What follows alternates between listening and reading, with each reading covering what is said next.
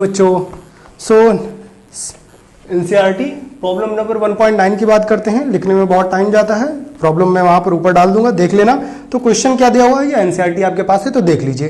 ठीक है, प्रॉब्लम क्या दिया हुआ है, a system has to charge. क्या दिया हुआ है, system has to charge Q A is equal to 2.5 into 10⁻⁹। ठीक है, तो सोल्यूशन लिखता हूं मैं directly.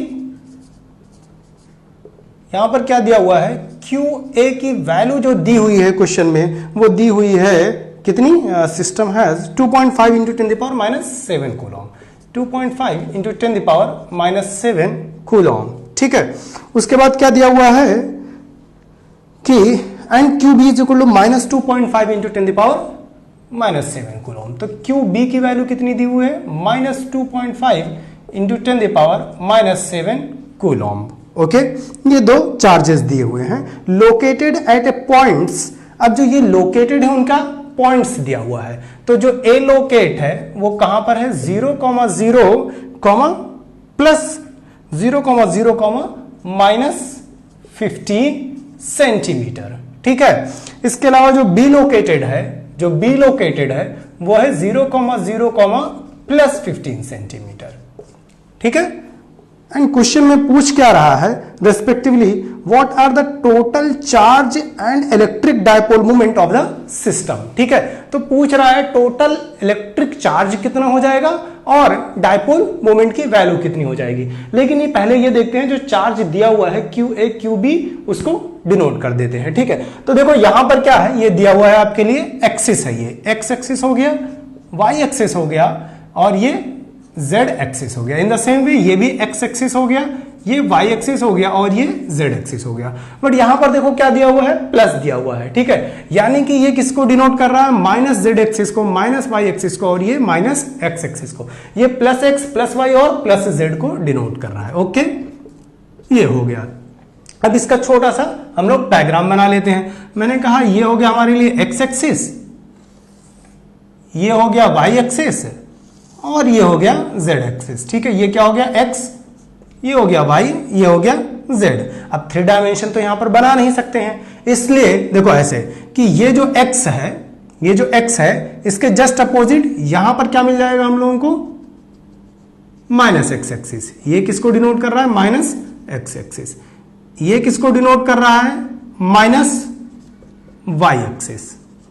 In the same way ये किसको डिनोट करेगा, -z एक्सिस। ठीक है, ये हो गया। ठीक, तो ये वैल्यू हो गई। अब जैसे मान लो ये z एक्सिस है, तो बेसिकली वो डिनोट जो है डायमेंशन का, मतलब ये ऊपर वाला z एक्सिस हो गया, इसके जस्ट बिलो क्या हो जाएगा, -z एक्सिस हो जाएगा। ठीक है, तो ये हमारे लिए क्वेश्चन में कुछ दिया हुआ है। क्वेश्चन में क्या दिया हुआ है कि ये जो a है -15 सेंटीमीटर है, और जो b है वो कितना है, +15 सेंटीमीटर है। तो ये प्लस वाला +z एक्सिस हो गया, तो ये क्या हो गया, क्यू बी हो गया। ये देखो -z एक्सिस की बात हो रही है, -z एक्सिस कहां पर है, a वाला डिनोट कर रहा है। ठीक है, ये देखो ये माइनस, तो यहां पर मैंने क्या लिख दिया, क्यू ए हो जाएगा। ओके, कोई कंफ्यूजन नहीं, क्योंकि ये किसको डिनोट कर रहा है, देखो a का मतलब क्या है, यहां पर निगेटिव है तो मैंने क्यू ए लिखा है, b का मतलब क्या है, पॉजिटिव है तो मैंने b लिखा है। ठीक, बहुत आसान सा क्वेश्चन है, बस है नहीं कुछ, ये एक डायग्राम था। तो ये देखो क्यू ए दिया हुआ है, क्यू बी दिया हुआ है, तो क्यू ए बराबर कितना दिया हुआ है, क्यू ए की value 2.5 into 10⁻⁷ coulomb. Q B की वैल्यू कितनी दी हुई है, -2.5 इंटू 10⁻⁷ कूलॉम।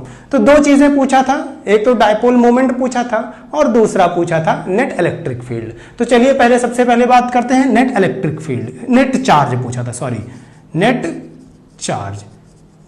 तो पहला जो पूछा था नेट चार्ज, नेट चार्ज तो बहुत आसान है। नेट चार्ज हमारे लिए क्या होता है, Q इज इक्वल टू, हम जानते हैं चार्ज क्या होता है, क्वांटाइज्ड प्रॉपर्टी क्या होता है, जब चार्ज मैंने पढ़ाया था। तो चार्ज क्या है, क्वांटाइज्ड प्रॉपर्टी है, यानी ये क्या हो जाता है, ऐड हो जाता है। तो Q बराबर कितना हो जाना चाहिए, QA प्लस QB, और ये जो चार्ज होता है ये किसके साथ ऐड होता है, अपने साइन के साथ। तो ये हो गया 2.5 इंटू 10⁻⁷ प्लस इसकी वैल्यू कितनी है, -2.5 इंटू 10⁻⁷ कूलॉम। ठीक है, तो ये 2.5 और ये -2.5 10⁻⁷ हेंस नेट चार्ज की वैल्यू हो जाएगी 0 कूलॉम।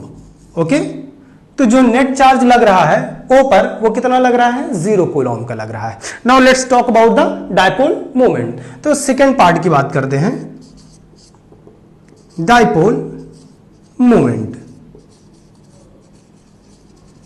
देखो डायपोल मोमेंट यहां पर हम लोगों के लिए बहुत आसान सा प्रॉब्लम दिया हुआ है, ठीक है। अगर ये कहीं पर क्या हो जाता कि ये z एक्सिस पर दिया होता और ये दूसरी वैल्यू दी होती तो आपको वेक्टर के फॉर्म में निकालना पड़ता, रिजल्टेंट वेक्टर की तरह सॉल्व करना पड़ता, बट यहां पर आपके लिए प्रॉब्लम बहुत इजी है। तो ये डायपोल मोमेंट क्या होता है, डायपोल मोमेंट हम लोगों को पता है कि P इज इक्वल टू कितना होता है, Q इंटू, देखो एक्चुअली होता क्या है, ये लेंथ और ये लेंथ, तो हम लोग सीधे क्या लिख देते हैं, Q इंटू 2L लिख देते हैं, ठीक है।